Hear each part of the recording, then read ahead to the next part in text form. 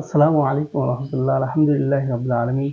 আজকের আলোচনার বিষয় হচ্ছে জিলহজ মাসের প্রথম 10 দিনের ওয়াল ফাজর ওয়া লায়ালিন আশর। আল্লাহ তাআলা প্রথমে ফজরের শপথ করেছেন, এরপরে 10টি রাত্রির শপথ করেছেন।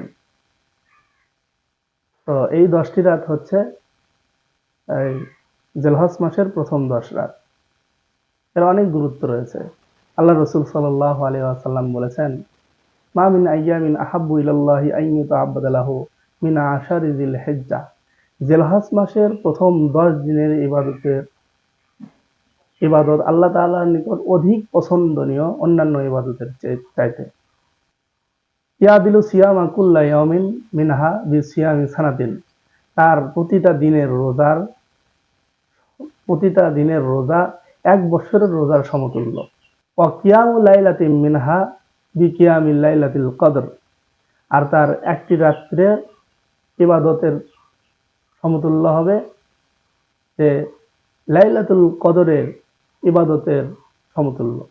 লাইলাতুল কদরের ইবাদত করলে যেমন সওয়াব হয়, এই 10টি রাত্রে এরকম ইবাদত করলে সওয়াব আল্লাহ তাআলা দান করেন।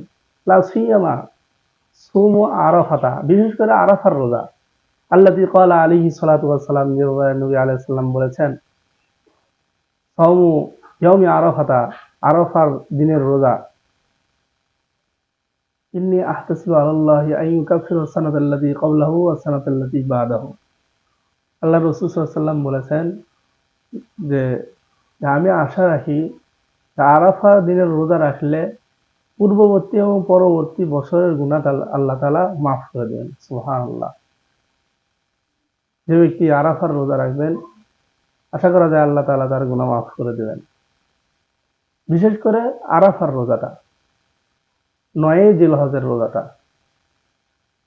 আল্লাহ রাসূল সাল্লাল্লাহু আলাইহি ওয়াসাল্লাম অন্য হাদিসে বলেছেন যে সূরা ফজর যে ব্যক্তি তেলাওয়াত করবে, এই 10 রাত্রিতে তেলাওয়াত করবে, জিলহজ মাসের 10 রাত্রিতে, আল্লাহ তাআলা তাকে মাফ করে দেবেন। আর যে ব্যক্তি সর্বদাই এই সূরাটা তেলাওয়াত করবে, সূরা ফজর, আল্লাহ তাআলা তাকে কিয়ামতের দিন একটা নূর দান করবে। আল্লাহ তাআলা আমাদেরকে জিলহজ মাসের আমলগুলো বুঝে জেনে আমল করার তৌফিক দান।